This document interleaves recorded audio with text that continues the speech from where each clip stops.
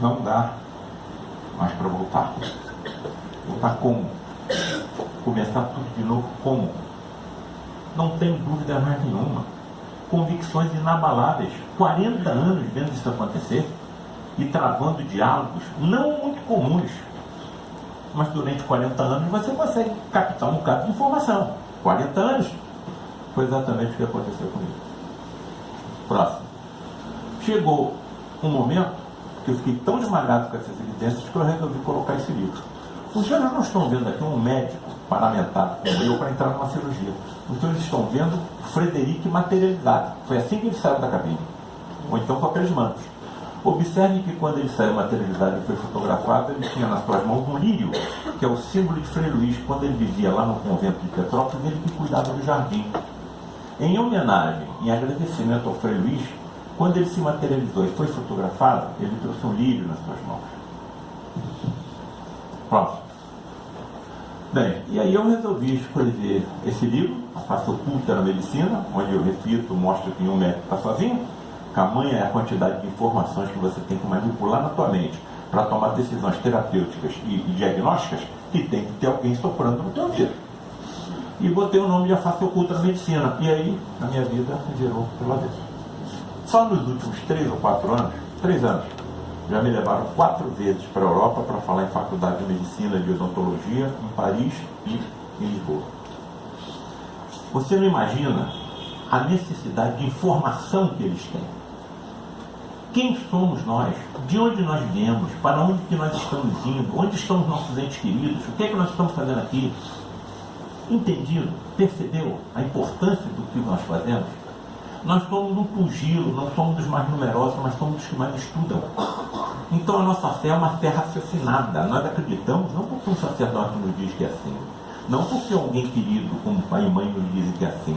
Nós acreditamos, e eu pessoalmente, porque eu sei que é assim. Não dá mais para voltar mais. Próximo. Aqui está um seminário montado numa faculdade de medicina em Lisboa, com quase 1000 pessoas presentes. Qual é o título do seminário? A Face Oculta na Medicina. O que eu apresentei lá? O que eu estou apresentando aqui para os senhores. Todas as imagens que eu mostrava, fotografia para todo lado. Tudo que eu falava, eles anotavam. É impressionante a necessidade de informação. Assim como eles trouxeram os portugueses à colonização do Brasil, através do Atlântico, nós estamos levando a colonização espiritual a eles de volta. Próximo. Aí está as mesmas imagens que eu mostrei aos senhores. Próximo. E auditórios lotados. Em um único dia foram vendidos mais de 500 livros da Face Oculta da Medicina. Então acredito que nós estamos num momento muito importante de evolução da humanidade. E a nossa responsabilidade é muito grande, porque a quem mais sabe, a quem mais é informado, mais será cobrado. Próximo. Bem, em que baseia esses livros? Ou o livro A Face Oculta da Medicina, que é o motivo de nós estarmos aqui hoje. Diálogos entre o médico encarnado e outro desencarnado, materializado pela ectoplasmia. Vou simplesmente mostrar algumas das perguntas que eu fiz ao Frederic ao longo desses 40 anos, para que os senhores tenham uma ideia do que ele me respondia. Próximo. Por que os pacientes submetidos a cirurgias hiperfísicas não acusam dor durante o procedimento? Próximo. Cirurgias hiperfísicas são aquelas que ultrapassam o limite físico dos nossos corpos. Nunca vi a utilização de qualquer instrumento metálico. Tesoura, bisturi, grampo, alfinete, nunca vi. Se eu visse, eu acho que eu me afastaria. Como é que um cirurgião vai poder aceitar a utilização de instrumentos metálicos sem terem sido esterilizados? Então o que eu via era a utilização da energia mental desses espíritos, inclusive superincorporados no médium. Muito bem, se ele está superincorporado no médium, ele está transmitindo os seus sentidos ultra evoluídos ao corpo do médium. E se eu fosse um médium? E se eu te pudesse doar, emprestar o meu equipamento mediúnico com uma entidade dessa? Inclusive funcionamento. Pergunta, Frederic, você sabe como desintegrar molecularmente um tumor? Concorda comigo? Pelo que você está me dizendo, sim. Então por que tem que acontecer sangramento? Você poderia poupar os vasos sanguíneos, porque com os sentidos ultra evoluídos que você tem, você não precisaria deixar que houvesse hemorragia. Resposta.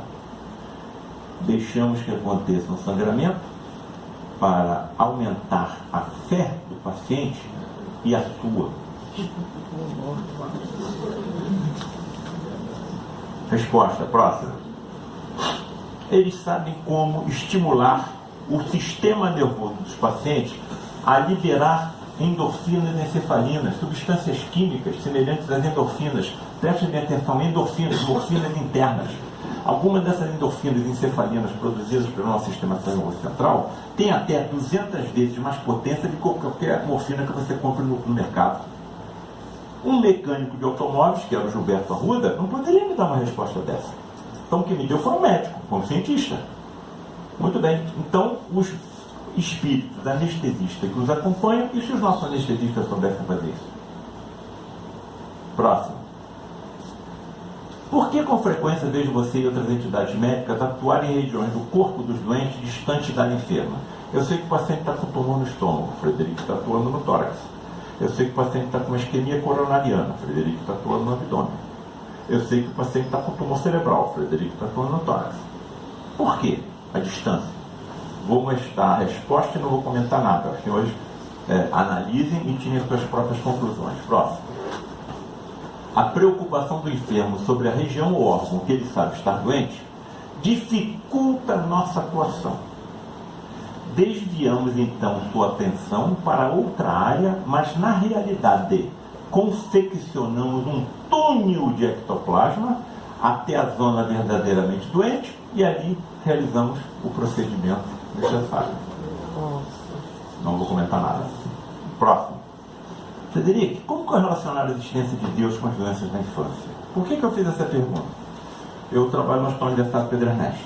Venho passando pelo corredor do centro cirúrgico, encontro com um ex-aluno, cirurgião de cabeça e pescoço, muito bem preparado.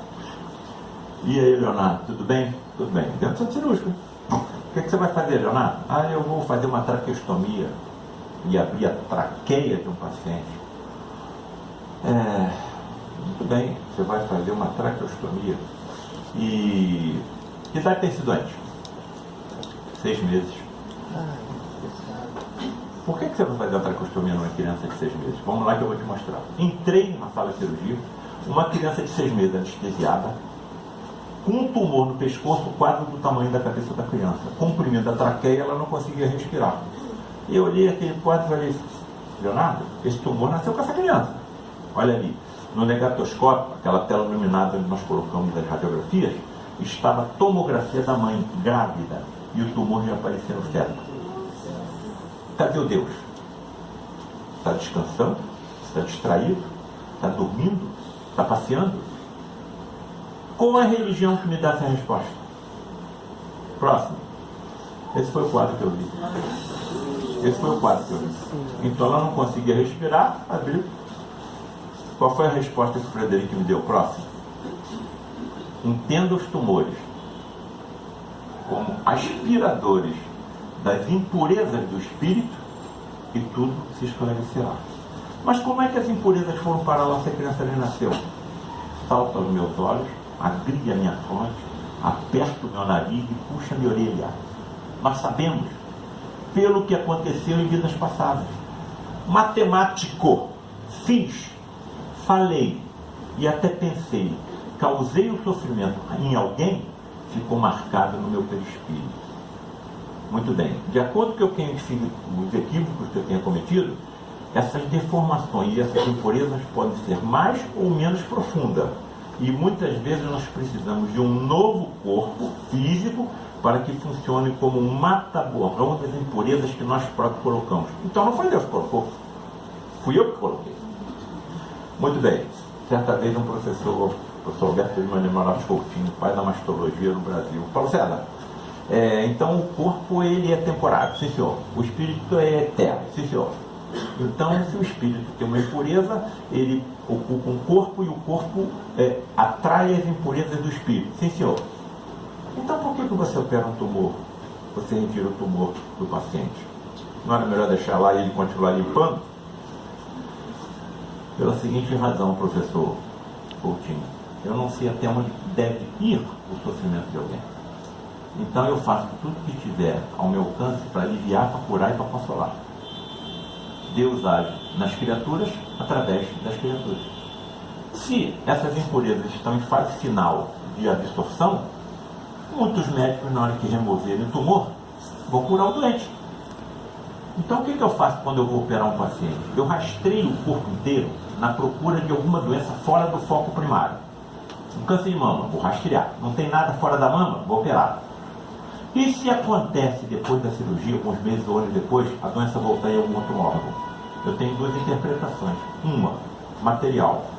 Ou as impurezas eram, ou as metástases eram tão pequenininhas que nenhum equipamento médico as detectou, ou a explicação espiritualista, as impurezas continuam procurando válvulas de escape. Quer dizer, nós estamos tratando somente o efeito. Os médicos do futuro, com a mediunidade reconhecida pela ciência e desenvolvidos mediunicamente, alcançarão as raízes das doenças que nós tratamos, principalmente as genéticas. Próximo. Como você e outras entidades médicas podem visualizar o interior dos corpos dos doentes trazidos para tratamento? Resposta. Próximo. Eu vejo o interior dos corpos como se pele eles não possuíssem. Então ele tem visão por transparência. E se eu tivesse a visão por transparência? Quantos diagnósticos eu faria? Quantas complicações cirúrgicas eu tendo essa possibilidade mediúnica, eu não detectaria e operaria mais cedo do que normalmente opera? Você está entendendo o que vai ser a medicina do futuro? É o quinto livro que eu estou escrevendo. A medicina mediúnica do futuro. Próximo. Como você distingue uma célula sadia de uma enferma, Frederico? Próximo. Pode passar o próximo. Eu as distingo por suas vibrações, que são diferentes umas das outras. Se ele vê a vibração da célula, ele tem visão microscópica. Um dia desse eu peguei um paciente com câncer e o patologista estava na sala e examinou os bordes da peça cirúrgica.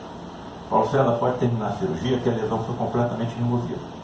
10 dias depois, eu estou tirando os pontos da paciente do meu consultório, o telefone toca. Paulo César, aquela peça que você removeu, que eu disse que tinha sido completamente removida, não foi. Os bordos agora, num exame mais profundo, estão se mostrando contaminados pelo tumor. Tem que operar os dois de novo. E a família está na sala esperando, e eu estou tirando os pontos da paciente. Agora eu vou ter que dizer ela que ela vai ter que ser reoperada. E se eu tivesse a visão microscópica? Próximo. Até onde vai essa sua visão microscópica, Frederico? Você é capaz de ver as organelas celulares? Para ver isso aqui, próximo.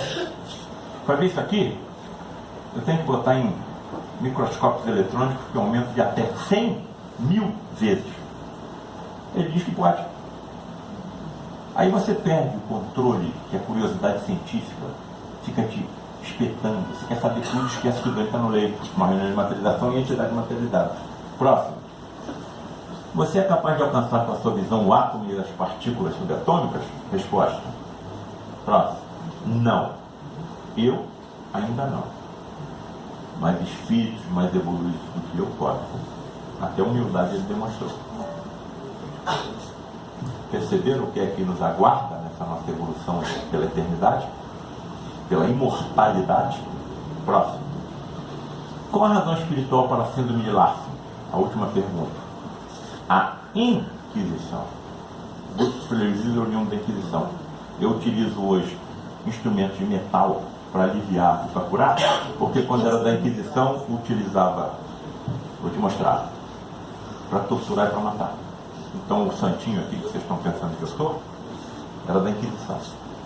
O grupo de Frei Luís é oriundo da Inquisição.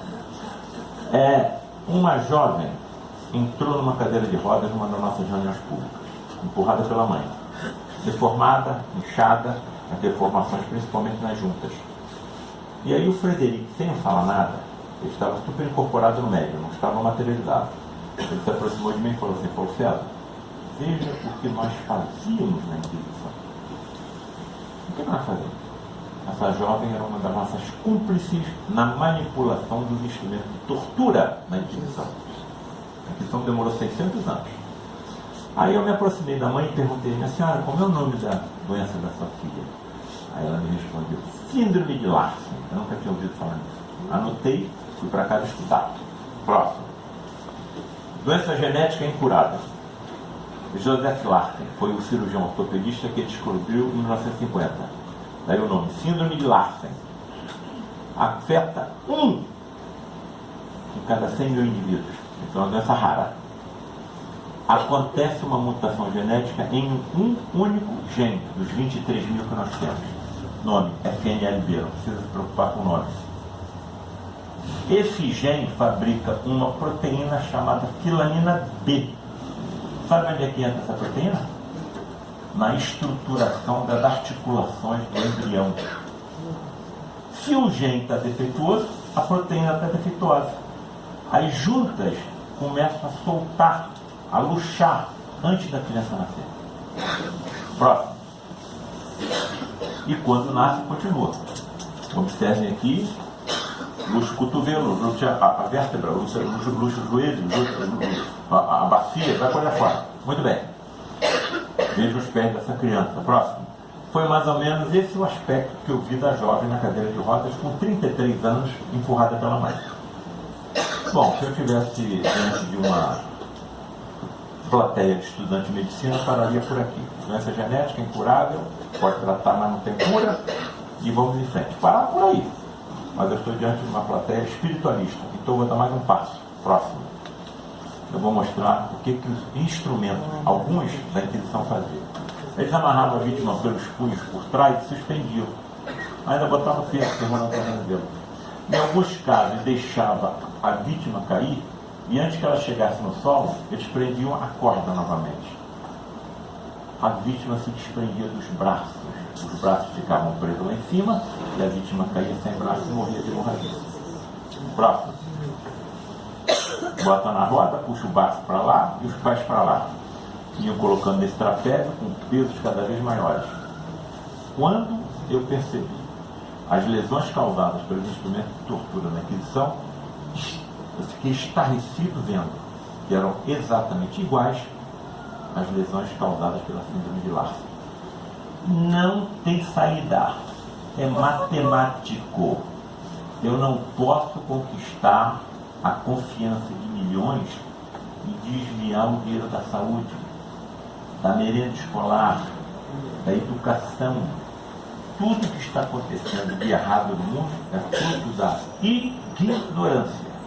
Se soubessem o que os aguarda, não estariam fazendo o que estão fazendo. Esse é o mundo. Não tem solução para a humanidade. A solução está na mão da ciência. A ciência comprovando as verdades trazidas pelo espiritismo kardecista cristão. Na hora que ela comprovar cientificamente essa verdade, você vai matar quem? Não existe morte. Eu vou encher minha roupa de bomba e vou explodir um avião, um prédio? Como é que vai estar o meu perispírito do lado de lá? Quantas encarnações serão necessárias para pacificar tais espíritos? Não tem saída, a solução está na nossa mão. A ciência vai se aproximar de nós, porque a tecnologia está cada vez mais sensível. Nós já estamos usando antimatéria no escrutínio do corpo humano, por exemplo, PET scan, tomografia por emissão de positron. Então, quer dizer, já estamos usando elétrons com carga positiva. Nós estamos evoluindo. A evolução científica e tecnológica da humanidade no século XX foi mais rápida do que toda a história da humanidade. Nós somos Homo sapiens há 160 mil anos. A evolução da ciência e da tecnologia no século XX, continuando pelo século XXI, foi mais rápida do que todos os outros 160 mil anos que nós somos Homo sapiens. Próximo. Onde é que essas impurezas vão afetar? A ciência já está descobrindo pelo espírito, está dando outro nome, campo morfogenético. Os que tiverem curiosidade, pesquisem esse cientista Sheldrake. A mesma coisa que o lesou, fez mal, ficou marcado aqui no perispírito. Você reencarna. Onde é que a impureza vai afetar? O que? Próximo. O ADN. E aí o ADN, que é a constituição do nosso genes, vai gerar proteínas erradas. E aí vocês sabem quais são os sofrimentos, incluindo o câncer, não é? Daqueles que apresentam essas anormalidades no ADN. Aí você começa a entender o que é o tal Deus. Não compreendo que seja Deus. O ser cria múltiplos universos que se interpenetram pelo outro. Como é que eu vou entender um Deus? Eu, por enquanto, só sei que ele existe. Me coloco, nos meus livros, na mesma situação dos discípulos de Jesus que não entendiam nada do que ele fazia. Mas se não fosse pelo seu testemunho, nós nem saberíamos que Jesus existiu. Mostra nos livros que venham outros mais preparados, mais inteligentes, e tem continuidade desse trabalho. Eu não podia perder tudo isso. Próximo. Bem, as materializações perante a ciência não têm nenhuma credibilidade. A materialização descrita pelas doutrinas espiritualistas não encontra corroboração alguma frente à ciência moderna. Está aqui a referência bibliográfica. Muito bem. Eles dizem isso porque os fenômenos não podem ser repetidos ainda em laboratório. Segundo, a quantidade de energia que é manipulada é incalculável. É assustadora. Como é que uma entidade entra na cabine e quase instantaneamente, em segundos, outra sai? Como é que eles manipulam essa troca de energia? Algumas reuniões da nossa materialização do Frei Luís, simplesmente o corpo do médium desaparecia do leito, ficava só suas roupas. Como é que essa energia toda é manipulada? Então a ciência não acredita. Muito bem, a ciência diz que não tem corroboração. Como é que eu fico? Durante 40 anos vendo isso acontecer. Já tendo sido levado por uma entidade dentro de uma cabine e vendo o médium com a sua redução da sua massa física entre 30% a 40% envolto em cobertores. E a entidade do meu lado, iluminada, um preto velho chamado Jeremias. Paulo César, você quer conhecer a realidade da vida? Quero. Me pegou pela gola e me levou dentro da cabine. Quando entrou dentro da cabine, se deixou poderosamente iluminado e eu vi o médium Gilberto com as suas dimensões físicas reduzidas entre 30% a 40%, envolto em cobertores, e a entidade do meu lado. Como é que eu vou deixar ele acreditar? Nunca se cobrou nada a ninguém. A única intenção era ajudar. E alguns lampejos do que vai ser a medicina no futuro. Próximo. Bem, eu não estou preocupado com isso. A ciência vai resolver isso, como sempre resolveu. Os bósons de Higgs, por exemplo, foi previsto em 60 anos atrás. Só agora que ele foi confirmado. Próximo. As ondas gravitacionais previstas por Einstein. Foi previsto quando? Em 1916. Só foram confirmadas agora em 2016, 100 anos depois, com mais de 1000 cientistas trabalhando conjuntamente na fronteira da Suíça com a França. Próximo. O átomo foi previsto por Demócrito 400 anos antes de Cristo. Isso só foi confirmado em 1803, no final do século, no século XIX. A mesma coisa vai acontecer com as energias ectoplasmáticas. Eles vão alcançar, é só questão de tempo. Quem é que vai trazer essas revelações? Jesus. Como? Através de espíritos profundamente preparados que reencarnarão em corpos semelhantes aos nossos e trarão as revelações científicas que nós precisamos. As revelações, as soluções sociológicas, as soluções políticas, as soluções econômicas, a evolução nas artes. Todos esses espíritos estão sob o comando de Jesus, como nós também. Ele é um Cristo planetário, um espírito que atingiu tamanha evolução que lhe foi dada por Deus a responsabilidade do governo do planeta inteiro, incluindo nesse governo a humanidade encarnada e desencarnada. Próximo. A NASA mandou um artefato para o espaço para saber a idade do universo. 3 bilhões e 500 milhões de anos. 700 milhões de anos. E também a idade do nosso sistema solar. 4 bilhões e 500 milhões de anos. Há 4 bilhões e 500 milhões de anos, Jesus já era Jesus. Porque o tal Deus dá a responsabilidade do Cristo planetário quando o planeta que ele vai governar é tão simplesmente uma poeira cósmica.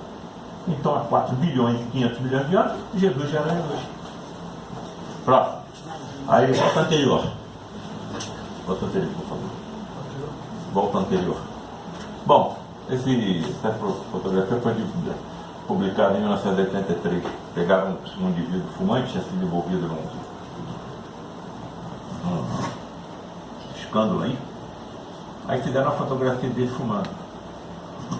Curiosamente, prestem bem atenção, na fumaça de cigarro se desenhou uma cara tonha, uma boca com uma bocanha da cabeça do fumante, 2 dentes incisivos, um olho, uma sobrancelha, um ouvido, uma vasta cabeleira. Se essa fotografia fosse feita alguns segundos antes ou depois, nada disso apareceria. Qual é a minha interpretação? Esse cara devia ser um médium de efeito físico. e acompanhado por uma entidade obsessora. O ectoplasma que se desprendeu dele, durante alguns segundos, moldou a silhueta da entidade que o estava assessorando. Aqui está a resposta dos vícios. Crack, maconha, álcool, nicotina, tudo. Passa para o lado de lá. Não tem, o que eles fazem? Se aproximam de nós, principalmente dos jovens, e começa a sugerir. Experimenta, entra. E aí acontece isso que aqui está. Essa é uma interpretação pessoal. Eu acho extremamente assim, matematicamente impossível que isso tudo estivesse acontecendo em alguns segundos, né? Próximo. E aí foi o que me levou a escrever esse livro, Espíritos Decaídos e Materializados. Conseguiu no Mário Freire Luiz, no final da década de 70 e início de 80, 7 fotografias de entidades decaídas que foram materializadas contra a sua vontade. Eu não tive coragem de colocar as fotografias no livro, porque se eu tivesse aquelas fisionomias, eu ia querer que meu retrato saísse em livro, revista, jornal, internet. E eles foram conquistados pelo amor de Freire Luiz. Estão em recuperação, vão ser arcanjos de luz. Por que eu vou humilhá-los? Viu? A principal razão, eu não sei o que eu fiz lá atrás, eu posso ter sido pior do que eles. Por que eu vou humilhá-los? Partir para o terceiro, reflexão espiritualista e científica de um médico, próximo. E terminando, o quarto livro, Alienígenas ou Médios?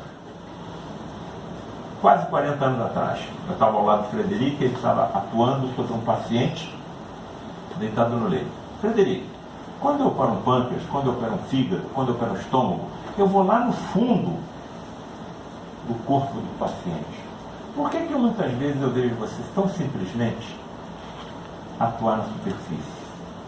Resposta: nós sabemos confeccionar colchões de ectoplasma por baixo dos órgãos e elevá-los até a superfície. Então eu não preciso mergulhar como você faz. Nunca mais saiu da minha cabeça. Próximo. Aí você está sentado na frente da televisão, vendo um documentário chamado Alienígenas do Passado. Segundo episódio. Estão falando sobre a pirâmide de Gizé. Aí o cara está falando o seguinte: olha, botaram aqui 2.300.000 blocos de pedra, pesando entre 6 e 80 toneladas, trazidos de uma pedreira localizada a 900 quilômetros. Há 4.000 anos, quando não se conhecia roda, nem ferro, nem nada. E foi construído durante 20 anos, segundo os historiadores. Então você tinha que botar um bloco de pedra a cada 2 minutos e meio. O que os historiadores estão dizendo? Só tem uma solução. Eles tiveram a ajuda de civilizações extraterrestres, com tecnologia alienígena. Não sou contra. Existe vida no todo o universo. Mas aí o cara diz o seguinte: passa o próximo.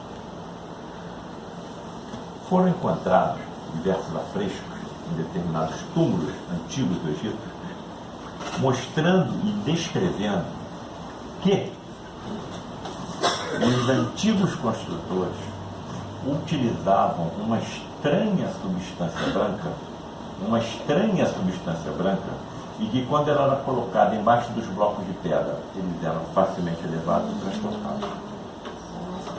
Quando eu escutei isso dito pelo apresentador daquele documentário, o que vocês acham que aconteceu comigo? Caí estatelado no chão da minha sala. Imediatamente eu me lembrei de Frederico: colchões de ectoplasma por trás dos órgãos. A quantidade de energia envolvida nos fenômenos de ectoplasmia. A mediunidade era conhecida no Egito Antigo e quem mandava no país era o sacerdote, não era o faraó. Será que aquelas câmeras poderiam ser utilizadas como cabines de materializações para espíritos? Eles deveriam conhecer também a potência do ectoplasma? Quer dizer, vou escrever mais um livro, Alienígenas ou Médios? Ponto de interrogação. E deixo o leitor tirar suas próprias conclusões. Não estou dizendo que isso tenha acontecido, eu coloco uma hipótese. E aí fui pegando uma série, pode passar o próximo, uma série de outros personagens da história da nossa ciência e acontecimentos que nitidamente você vê que tem interferência mediúnica. Einstein, penso 99 vezes, não chego a lugar nenhum. Paro de pensar uma vez, desculpa, teoria da relatividade. Steve Jobs na adolescência frequentava assiduamente